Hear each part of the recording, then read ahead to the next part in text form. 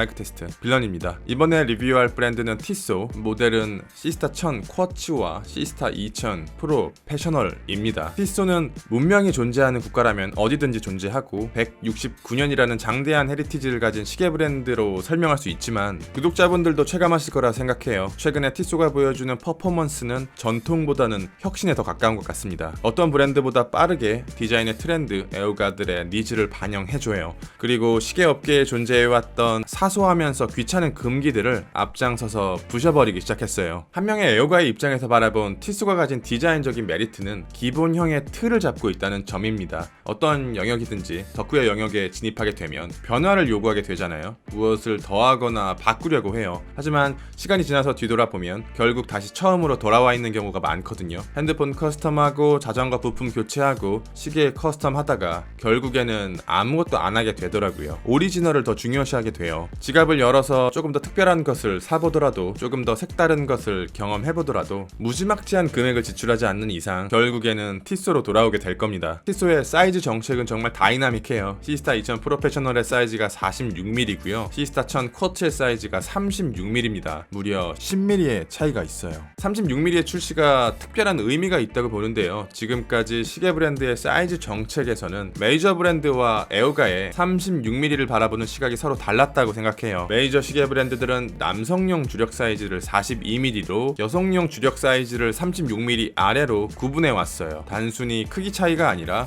디자인 역시 누가 봐도 남성용, 누가 봐도 여성용으로 확실하게 구분되어 있었어요. 하지만 일부 애호가들은 36mm를 지속적으로 갈망하고 있었고 그 갈망을 시계 브랜드들은 외면해 왔거든요. 그래서 이 부분을 시원하게 긁어주는 일부 마이크로 브랜드들이 애호가들의 사랑을 받아왔던 거고요. 그런데 사람들이 원하는 평균적인 시계 사이즈가 조금씩 줄면서 본격적인 트리거가 무엇인지는 모르겠지만 티소의 사이즈 스탠스가 변화하기 시작했습니다. 36mm대 역시 티소의 바운더리로 들어왔고 이런 스탠스의 변화는 정말 많은 마이크로 브랜드들에게 절망을 가져다 줄 겁니다. 시스타라는 시계에 대해서 모르는 분은 많지 않을 거라 생각해서 새로 출시한 5가지 모델을 리뷰하면서 매장에 가지 않고도 실물을 직접 보는 것보다 더 자세한 디테일들을 보여드리는 데 집중하겠습니다. 시스타 2000 프로페셔널은 이미 리뷰를 진행했기 때문에 해당 모델의 리뷰는 영상 우측에 남기고 이번 리뷰의 중심은 시스타 1000을 중심으로 진행하겠습니다. 시스타 1000 쿼츠 36mm의 색상의 종류는 3가지로 콤비, 블루, 화이트가 있습니다. 느낌이 조금씩 다른데요. 셋 다 보기 드문 글로시한 레커 다이얼로 제가 개인적으로 되게 좋아하는 다이얼 종류입니다. 대부분의 다이버워치가 매트 다이얼로 출시되고 있는 도중에 이렇게 작은 사이즈의 다이버워치에 레커 다이얼이 들어가면서 살짝 필드워치 느낌이 나기도 해요. 레커 다이얼의 느낌을 체감할 수 있는 장면들을 보여드릴게요. 콤비와 블루와는 다르게 화이트 모델은 색상 특성상 레커 다이얼의 구분이 쉽지 않았습니다. 가장 먼저 보여드리고 싶은 것은 디테일을 잡았다는 것. 오토매틱 모델에 비해 쿼츠 모델이 저렴한 건 당연하나 보통 이럴 때 많은 브랜드들은 쿼츠 무브먼트를 사용한 모델의 퀄리티를 의도적으로 낮추는 경우가 많습니다. 그러나 인덱스,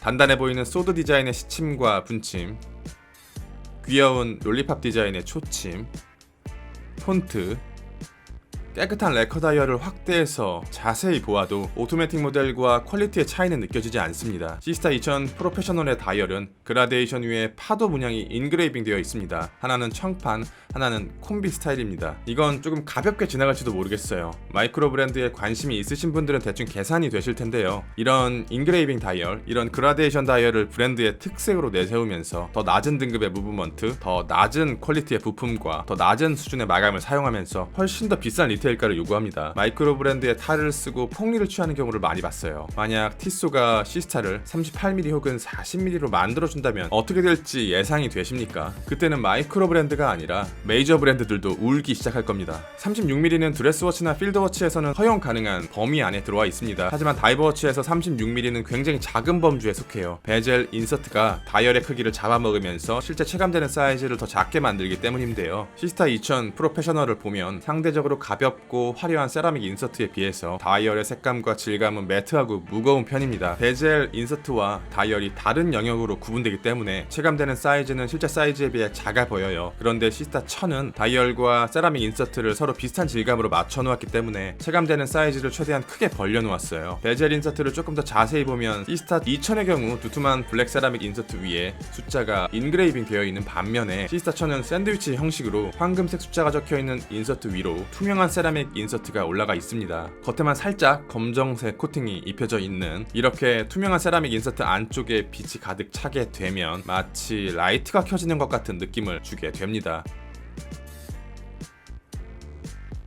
화려한 레커 다이얼과 화려한 베젤 인서트가 평소 우리가 알고 있는 전통적인 다이버워치라기보다는 조금 더 캐주얼한 느낌의 시계로 보여지고 싶어하는 것 같아요. 사이즈는 36mm, 두께는 9.7mm입니다. 사이즈가 워낙 작고 두께도 매우 얇고 가벼운 쿼츠 무브먼트가 들어갔기 때문에 착용감은 굳이 언급할 필요가 없을 정도로 좋습니다. 제 손목 둘레가 17cm이기 때문에 제가 착용한 모습을 보시고 실제 크기를 가늠해 보셨으면 좋겠습니다. 제 시각에서 보게 되면 이 정도의 사이즈, 타인의 시각에서 보게 되면 이 정도의 사이즈로 체감됩니다. 다이버 스타일의 모델답게 방수는 30바 300m, 크기가 작은 쿼츠 무브먼트에다가 튼실하게 솔리드백으로 막아두었기 때문에 두께를 드레스워치 수준으로 뽑을 수 있었습니다. 시스타 2000 프로페셔널의 사이즈는 46mm, 두께는 16.25mm입니다. 큽니다. 수치상으로도 크고 실제 사이즈만큼 커요. 자신의 시각에서 바라보게 되면 이 정도의 사이즈가, 타인의 시각에서 바라보게 되면 이 정도의 사이즈로 보입니다. 스트랩보다는 러버 버전이 조금 더 착용감이 좋았어요. 방수는 무려 60바 600m로 헬륨 밸브를 포함하며 다이버 시계 국제 표준 기준 ISO 6425 인증을 받았습니다. ISO 6425의 기준을 통과한다는 것은 단순히 방수뿐 아니라 압력과 충격과 자기, 그리고 소금물 같은 바닷속의 특수성의 저항을 가지고 있어야 해요. ISO 인증을 받지 못하면 공식적으로 시계 이름 뒤에 다이버워치라는 단어를 붙일 수 없습니다. 이 인증이 없는 단순 방수만을 보장하는 시계는 실제 다이빙이 어려워요. 거친 바닷속의 여건을 고려하지 않고 단순히 수압에만 버틴다는 뜻이거든요. 그래서 일반적인 100m 방수의 시계는 가벼운 물놀이나 수영, 서핑 정도를 보장하고 실제 다이빙에는 사용이 어렵습니다. 두 모델 다 주로 브러싱으로 마감되어 있는데 굉장히 균일한 브러싱의 퀄리티를 볼 수 있습니다. 두 모델이 디자인적인 요소에서는 차이를 보이지만 마감의 퀄리티 차이는 찾을 수 없었습니다. 시스타 1000은 ETA F05.412로 쿼츠 무브먼트를 사용하여 충격 저항을 위한 헤비 드라이브 기술과 프리시 드라이브 기술, 잔여 배터리가 얼마나 남았는지 알 수 있는 엔드 오브 라이프 인디케이터, 그리고 연간 플러스 마이너스 10초의 훌륭한 정확도를 가지고 있습니다. 월이 아니라 연입니다. 시스타 2000 프로페셔널의 무브먼트 파워매틱 80은 크게 두 가지 장점이 있는데요. 긴 파워 리저브와 니바크롬 밸런스 스프링입니다. 말 그대로 80시간의 파워 리저브를 가진 범용 무브먼트는 아직까지 타 그룹 혹은 타 브랜드에서 따라잡지 못하고 있는 스와치 그룹만의 특별한 메리트입니다. 그리고 티타늄을 베이스로 만들어진 니바크롬 밸런스 스프링은 자기장의 잔류 효과를 억제하고 온도 변화와 외부의 충격에 매우 강합니다. 시스타 1000은 3연줄의 브레이슬릿을 가지고 있습니다. 시스타 2000은 러버와 직물 스트랩이고요. 러버를 제외하고는 퀵 릴리지 시스템이 적용되어 있어서 도구 없이 브레이슬릿을 교체할 수 있어요. 케이스나 브레이슬릿의 마감을 보다 보면 물론 폴리싱 혹은 브러싱의 방식들이 럭셔리 혹은 하이엔드 브랜드에서 사용되는 그것과는 느낌이 다르지만 되게 균일하고요. 마감이 튄 부분들이 거의 보이지 않아요. 퀄리티 컨트롤의 통과 기준이 더 까다로워진 게 아닐까 추측해봅니다. 퀵 릴리즈 시스템의 적용과 다양한 스트랩의 발매는 기존의 시계 브랜드가 해주지 않는 영역이었습니다. 티소는 이 영역까지 들어오면서 굉장히 다양한 종류의 스트랩들을 만들어주기 시작했어요. 에오가가 별도의 서드파티 브랜드를 찾아서 발품을 팔 필요가 없어졌습니다. 문득 드는 생각이 하나 있는데요. 앞으로 티소의 손짓 하나에 문을 닫아야 하는 브랜드가 많아질 것 같습니다. 리뷰는 여기까지. 빌런이었습니다. 감사합니다.